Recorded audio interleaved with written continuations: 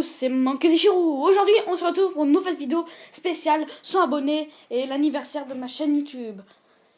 Merci encore pour le chemin qu'on a parcouru et tout ce que vous nous offrez, tout ça, vous les abonnés. Vous m'offrez beaucoup de choses à moi en mettant des likes, des vues, des pouces bleus et tout ça. Donc aujourd'hui, je vais vous proposer une théorie spéciale sur le futur de One Piece, la organisation, tout ça. Donc je pense que dans le titre, je vais mettre le futur de One Piece. Allez, c'est parti! Depuis la nuit des temps, les organisations se créent de plus en plus. Il y a de cela 800 ans, le gouvernement mondial fut créé par une assemblée de rois à Marie-Joie. Un ancien royaume immense fut détruit juste avant le gouvernement mondial. Plusieurs personnes dans les rangs de la marine, force de l'ordre maritime, veulent abolir certains systèmes politiques et gouvernementaux, causant à leurs yeux un certain problème. Après les équipages pirates, les alliances se créent, puis les associations ou groupes militaires. Le cycle oublié est une période encore non expliquée qui cause à de maintes reprises des questionnements et des problèmes.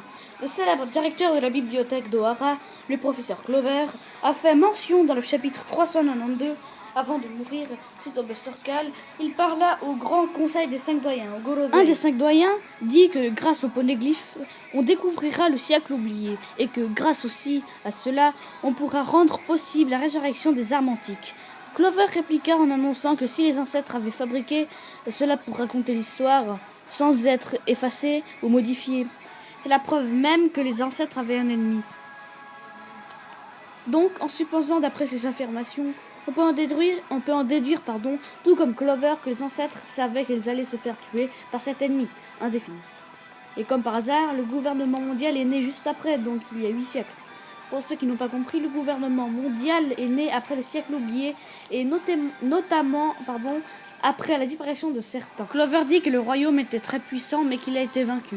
Au moment où il disait que le royaume avait été vaincu par une coalition ayant des affinités avec le gouvernement mondial, il y eut un moment intéressant. Il allait dire que le pays était une menace pour le GM et qu'il s'appelait tel nom, mais il fut tué juste avant sous les ordres d'un membre du Gorosei.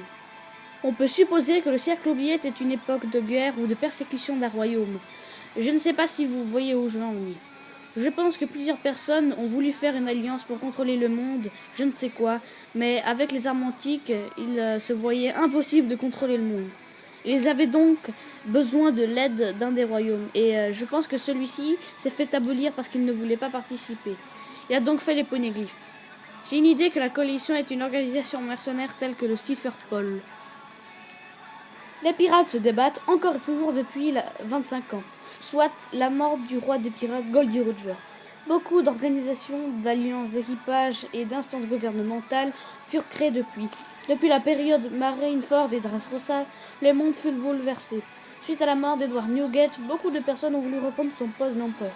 Marshal Dietrich le prit. Cela a déréglé l'ordre des empereurs. Shanks a mis fin à la guerre. Les empereurs se méfient de plus en plus et retiennent que les personnes qui sont plus importantes sont des potentiels trahisseurs, donc ils les tuent.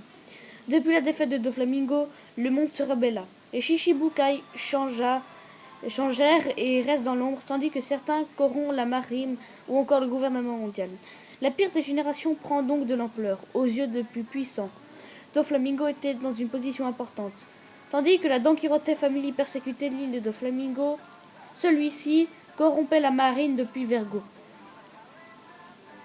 Celui-ci détenait quelques membres de la famille pour fabriquer des smiles, qui, eux, étaient destinés à l'empereur Kaido, qui lui tient Wano Kuni.